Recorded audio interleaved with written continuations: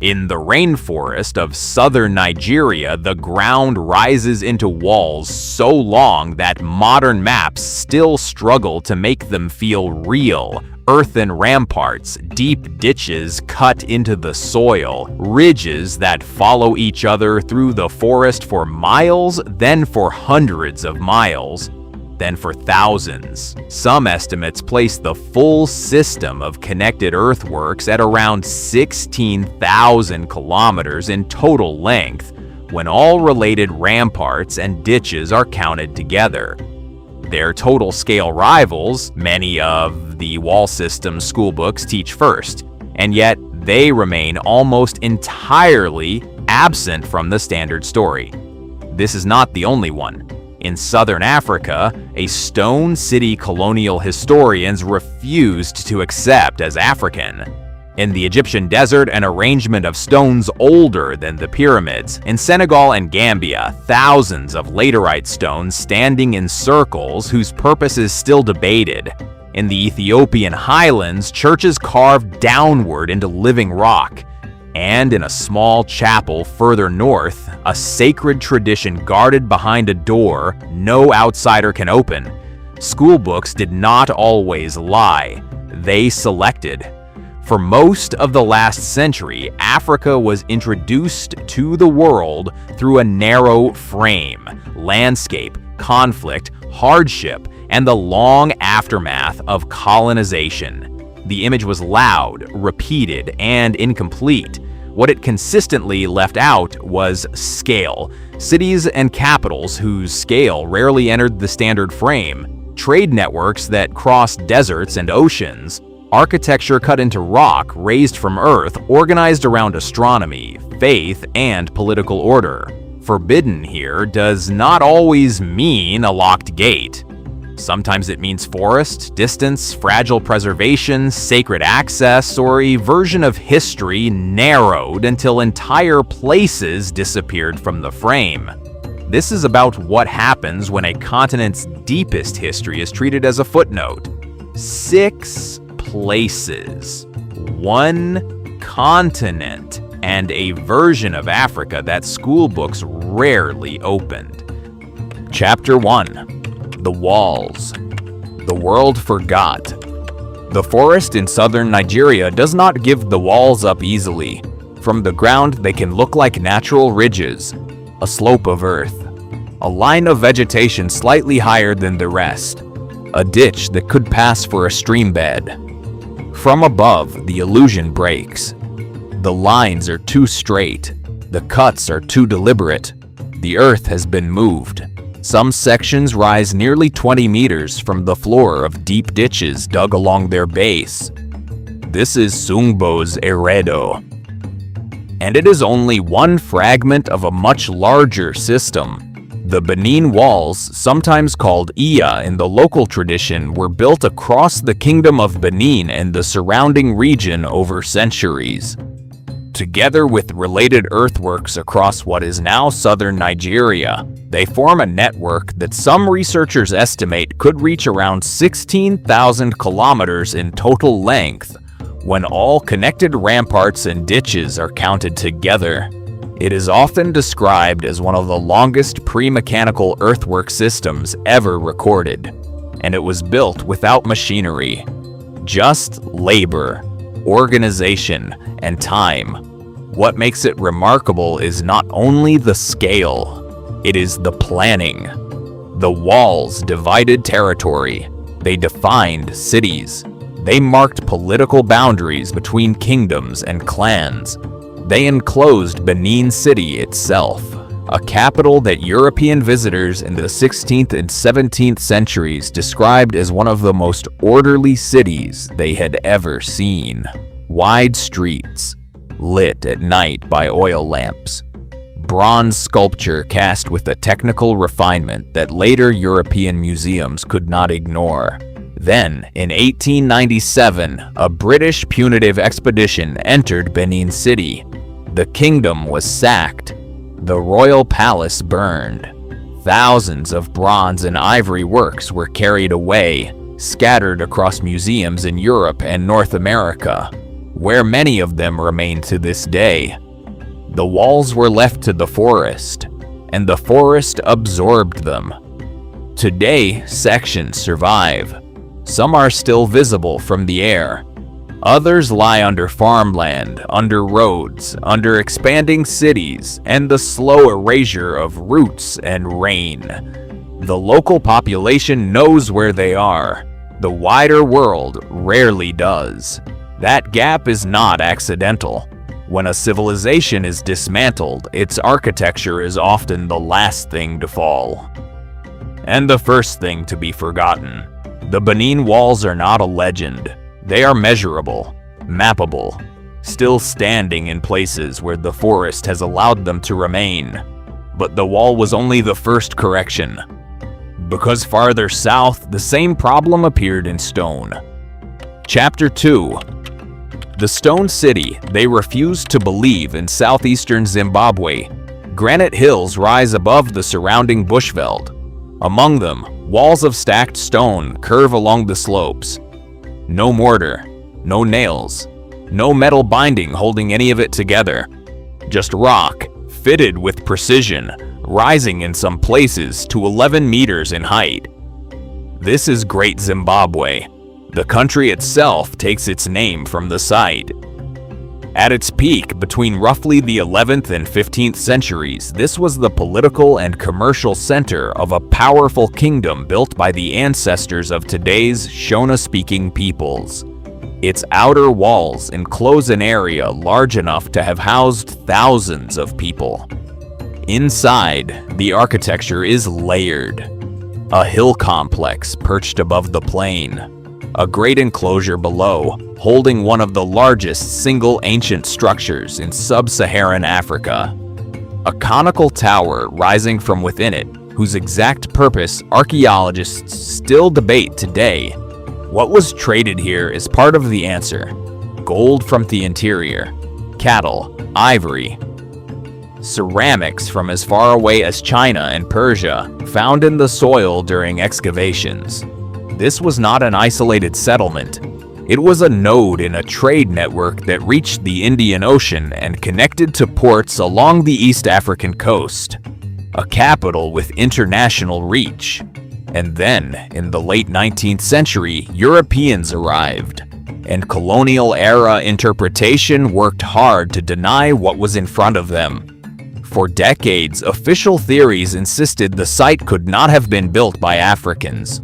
Authorities suggested Phoenicians, Arabs, lost European travelers, almost anyone other than the people who actually lived in the region. Findings that contradicted that view were often resisted. Reports that confirmed African origin were sometimes ignored or pushed aside. Archaeology itself became political. It was only well into the 20th century that the consensus shifted to what local oral history had always said. That this place was built by the ancestors of the people still living around it. That it was African. That it had always been African. Today, the site is a UNESCO World Heritage location and a national symbol. But the story of how long it took to be recognized is part of the site itself. The stones did not move. The interpretation did. And to see how far back the African story really goes, you have to leave the granite hills behind and enter the desert. Chapter 3. The Desert Observatory Before the Pyramids. In the southern Egyptian desert, near the border with Sudan, there is a stretch of land that looks like nothing. Flat, dry, almost featureless. The horizon dissolves into haze. The wind moves across the sand without resistance. The ground gives no indication of what was once here. This is Nabta Playa, and around 7,000 years ago, it did not look like this at all. During parts of the Holocene, the Sahara passed through wetter phases. Seasonal lakes appeared where now there is only sand. Grasslands extended across territory that today is bare. Cattle pastoralists moved across the region, following the rains, organizing their lives around water that came and then disappeared. And in this landscape, they began arranging stone. What remains today is a series of stone circles and aligned slabs set into the ground with deliberate spacing. Some stones stand upright. Others lie in patterns that researchers believe were chosen carefully. It is often described as one of the earliest known astronomical stone arrangements in the world. Some researchers argue that certain stones align with the position of the sun on the summer solstice, the moment in the year when the rains were most likely to return. Other interpretations are more cautious. The exact astronomical function remains debated, but what is not debated is its age. Nabta Playa predates the construction of the Egyptian pyramids by thousands of years. It also predates Stonehenge, and it sits in a part of Africa that most accounts of early astronomy rarely mention. The astonishing part is not that these communities possessed some kind of lost technology. The astonishing part is what survival required. In a Sahara that was already changing, with lakes that filled and emptied across generations, life depended on reading the sky. When the rains would come, when the grass would grow, when to move the cattle, when to stay. Generations of observation became memory. Memory became structure. Structure became stone. Before astronomy became a written discipline, the sky was already being read in Africa. And then, when the rains finally retreated for good, the lakes vanished, the grass died back, and the people moved on. The stones stayed. If Nabta Playa shows the sky being measured, the next place shows memory being repeated. At a scale almost no one in the wider world has ever heard of. Chapter 4. The 29,000 stones whose purpose is still debated spread across the river valleys of Senegal and Gambia along a corridor that stretches for hundreds of kilometers. There is a landscape that does not exist anywhere else in Africa. Stone circles, thousands of them, some standing alone, some grouped together, some arranged in clusters that extend across entire fields. Archaeologists have identified more than 1,000 monuments across the region, containing what is often estimated at around 29,000 individual stones in total. Most are made of laterite, a reddish iron-rich rock that hardens when exposed to air. Each stone was quarried from the local landscape, shaped, lifted into place, set upright in circles that have remained, in many cases, almost unchanged for more than 1,000 years. The earliest are believed to date from around the 3rd century BCE. Construction continued, according to current estimates, until roughly the 16th century CE, which means this was not the work of a single moment. It was a tradition, a practice repeated across nearly 2,000 years by communities whose names and political structures changed many times across that span. And that is where the real mystery begins, because the central question is still open. What were they for? Excavations beneath some circles have revealed human burials. This has led many researchers to interpret the sites as funerary monuments, places of memory, places of return. But other functions have been proposed: ritual gathering, territorial marking, astronomical reference. The exact purpose remains debated. What is clear is the effort. A single stone circle is a monument. Hundreds of them, repeated across a region the size of a small country, become a system. The mystery is not only what these stones meant, it is why generation after generation kept returning to the same language of stone. Empires rose and fell, trade routes shifted, religions arrived and reshaped daily life, and yet across all of it, the stones kept going up. The Senegambian Stone Circles were granted UNESCO World Heritage status in 2006, but outside of West Africa, they remain almost unknown. Standard histories of monumental architecture rarely include them, and yet they are there. Tens, of thousands of stones, standing where their builders placed them, holding a meaning that outlived the people who designed it.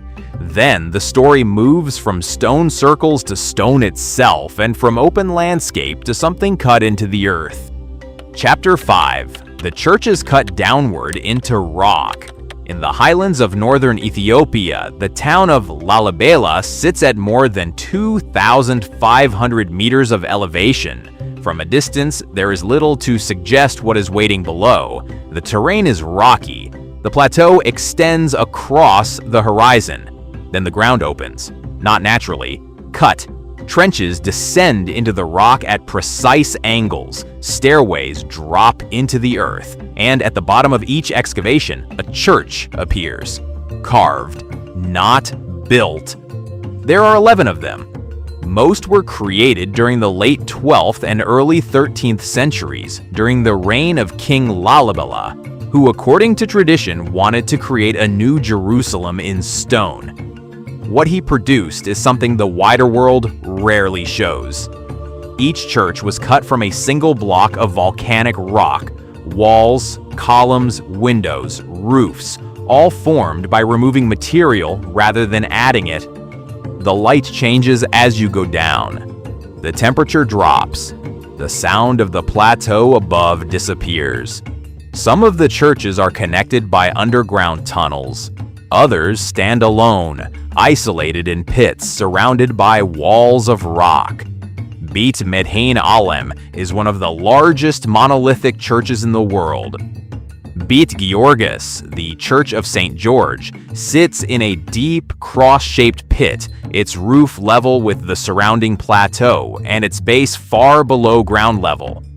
To approach it is to descend. To enter it is to step into something that should not, by ordinary logic, be possible. Most architecture is built by adding. Lalibela was made by removing. And that changes everything. Because every cut had to be planned in advance. There was no margin for error, no way to put stone back once it was removed. A misjudged angle, a fractured column, a wall struck too thin, any of these would have ended the work permanently. And yet the system holds. Lines remain straight. Drainage channels carved into the surrounding rock still divert rainwater away from the structures during the wet season. Some of those channels are still functioning today. What makes Lalibela different from many other historical sites is that it is not a ruin. It is still in use. Priests still live nearby. Pilgrims still walk the trenches in white robes. Services are still held inside the chambers cut into the rock. The continuity is not symbolic. It is daily. This is one of the holiest sites of Ethiopian Orthodox Christianity, a Christian tradition rooted in the 4th century Aksumite conversion, long before the medieval frame most textbooks use for church architecture, and yet outside the region, Lalibela is often reduced to a footnote, if it appears in the standard narrative of medieval architecture at all. What was the world being shown instead? Cathedrals built upward into the sky. What it was not being shown was a parallel architecture carved downward into the earth at the same time by a Christian kingdom that the standard story preferred to skip. But Lalibela is not the final correction, because the next place is not forbidden by distance. It is forbidden by permission. Chapter 6. The city where no one can enter the chapel. Further north, on a high plateau of northern Ethiopia, lies a city whose name once carried weight across the ancient world. Aksum, the capital of the Aksumite kingdom, which between roughly the 1st and 7th centuries CE became one of the great trading powers of the ancient world. Its merchants moved goods between the Roman Mediterranean, the Arabian Peninsula, the Persian world, and India. It minted its own coinage in gold, silver, and bronze. It controlled access to the Red Sea trade. and in the early 4th century, it became one of the first kingdoms in the world to adopt Christianity as a state religion. What survives of Aksum today is partly written into the landscape. Across the city, giant stelae rise from the ground. Stone monoliths carved from single blocks of granite, some standing more than 20 meters tall. The largest ever erected, now collapsed, would have measured over 30 meters in height. Had it remained standing, it would rank among the tallest single pieces of carved stone raised by any ancient civilization. These stelae are not ruins of buildings. They are monuments in themselves, markers above royal burials, carved with windows and false doors as if representing buildings reaching upward toward the sky. In 1937, during the Italian occupation of Ethiopia, one of these obelisks, around 24 meters tall, was dismantled and shipped to Rome, where it was reassembled near the Circus Maximus. It stood in Italy for almost 70 years. It was finally returned to Ethiopia in pieces between 2005 and 2008, and re-erected at Aksum. But the stelae are not what makes this place forbidden. A few hundred meters from those monoliths, in a modest enclosure beside the Church of Our Lady Mary of Zion, stands a small chapel, plain on the outside, set apart from the larger church complex, surrounded by a low fence, guarded, quiet. According to Ethiopian Orthodox tradition, this chapel holds the Ark of the Covenant, the same Ark described in the Hebrew Bible. The one that, in the standard accounts, disappears from the historical record more than 2,500 years ago. According to tradition, it was brought to Ethiopia in antiquity and has remained in the country ever since, eventually settling here. Only one person is permitted to enter, a single guardian monk chosen for life who lives within the enclosure and never leaves. When he dies, his successor is named. No tourists, no researchers, no archaeologists, no photographs. Outside, scholars cannot independently verify what is or is not inside the chapel. That has not changed in modern times, and it is unlikely to change. The point is not whether the Ark is truly there. The point is something else.